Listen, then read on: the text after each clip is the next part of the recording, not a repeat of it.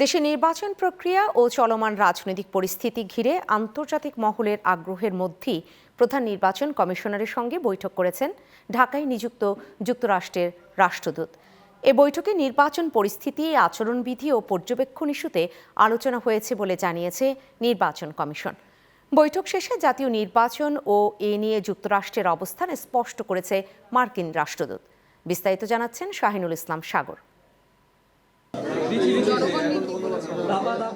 আসন্ন জাতীয় নির্বাচন ঘিরে দেশের রাজনৈতিক পরিস্থিতির দিকে নজর আন্তর্জাতিক মহলের। নির্বাচন কতটা অংশগ্রহণমূলক ও গ্রহণযোগ্য হবে তা জানতে আগ্রহী উন্নয়ন সহযোগী দেশগুলো, যার মধ্যে অন্যতম যুক্তরাষ্ট্র।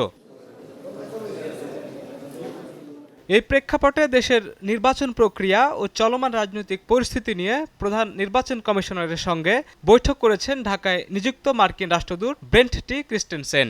দুপুরে আগারগাঁওয়ের নির্বাচন ভবনে শুরু হওয়া বৈঠকে তার নেতৃত্বে একটি প্রতিনিধি দল অংশ নেয়।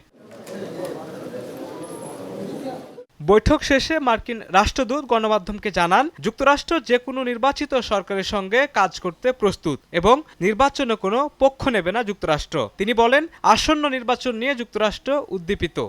I am very excited about the upcoming elections. I'm very much looking forward to them and to seeing the outcome of those elections.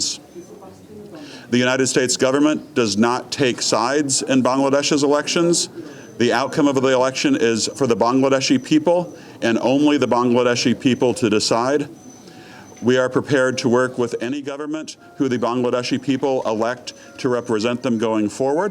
এদিকে নির্বাচন কমিশনের জ্যেষ্ঠ সচিব আক্তার আহমেদ জানান, এবারের নির্বাচনে যুক্তরাষ্ট্র কোনো পর্যবেক্ষক পাঠাবে না, তবে ঢাকাস্থ দূতাবাসের ব্যবস্থাপনায় স্বাধীন পর্যবেক্ষক কাজ করবে। ওনারা ওখান থেকে আপনার কোনো পর্যবেক্ষক দল আসবে না, তবে মার্কিন দূতাবাস থেকে ওনারা ঢাকা, সিলেট, চট্টগ্রাম এবং খুলনায় ওনাদের মতন পর্যবেক্ষণে যাবেন।